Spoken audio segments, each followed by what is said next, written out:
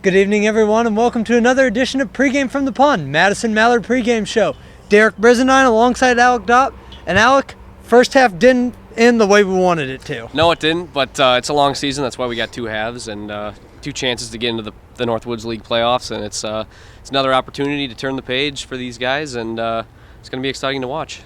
And the new playoff format here this year, 4 teams make it from each division instead of just 2 as it was in years past. Yeah, it's kind of like what Major League Baseball has done, really. I mean, expanding the wild card in a way. It's going to add for excitement, especially when the season comes down to the end, for sure. But I mean, it doesn't.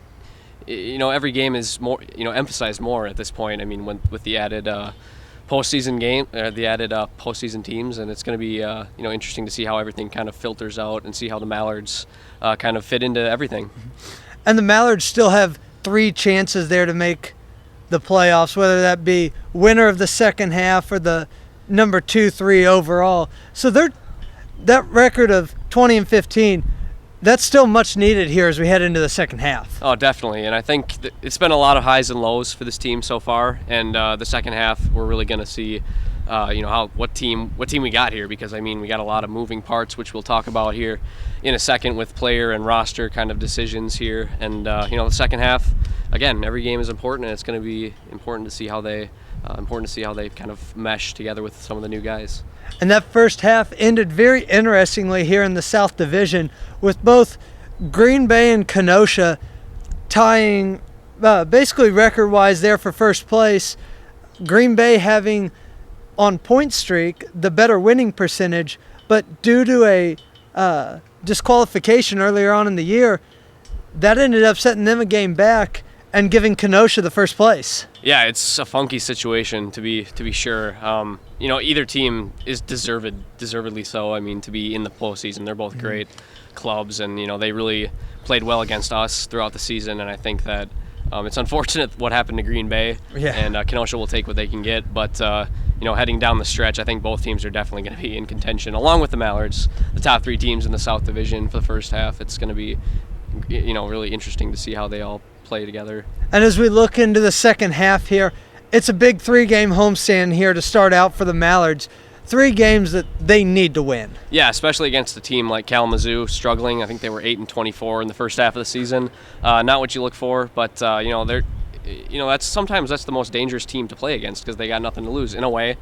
So it'll be interesting to see how the Mallards, cope with that reality of, hey, this could be a dangerous team, and Kalamazoo can, they can put something together. We'll see. And Kalamazoo, they haven't played consistently here for a couple weeks because their field's underwater. So that'll add a little bit of a different dynamic, especially having an off day after playing just 1 game in quite a few days. So it'll be interesting to see how Kalamazoo bounces back and how the Mallards bounce back after that disappointing loss there on Monday.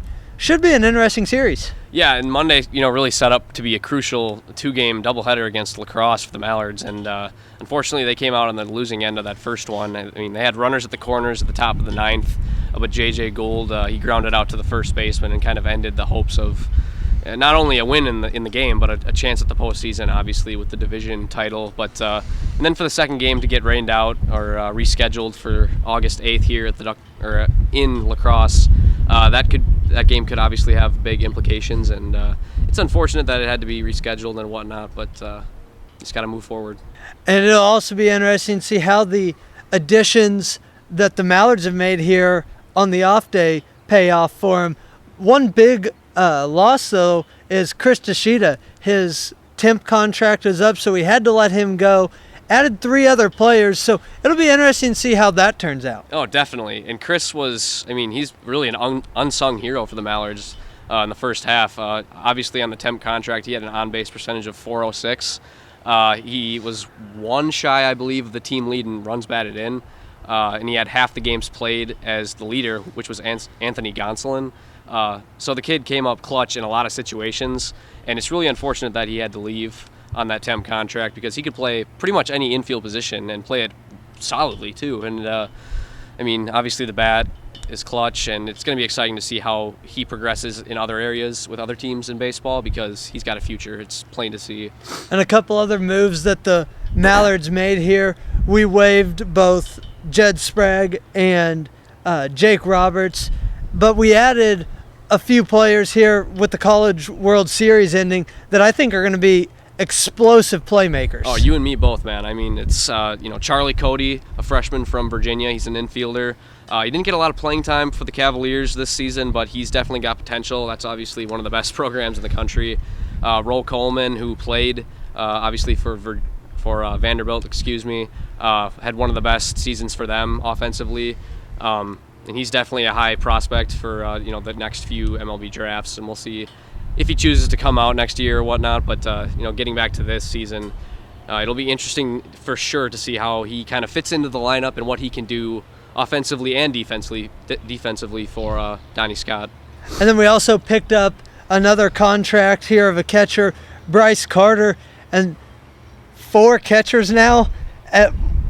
That's a tough position to be at, but there are some big bats in that catcher position. It's unbelievable, really. I mean, Colin Thoreau with the walk-off home run, he's been mashing out of his mind recently for the Mallards. And then you got Bryce Carter, who's coming in now from Stanford, a freshman. Down year for him, a lot of strikeouts, not very many walks, not a very high batting average. It was around the 200 range. So, but it's a freshman campaign. He didn't get a ton of playing time, so it'll be nice to see him develop in the Northwoods League this year. And, the catcher position definitely is stacked with Gene Ramirez, who's had a gun, really, behind the plate this whole summer. And, it's going to be a treat to watch how Donnie, figures this depth chart out. Well, it's very exciting to see how this second half's going to turn out. Thanks for tuning in, and we'll see you back here tomorrow.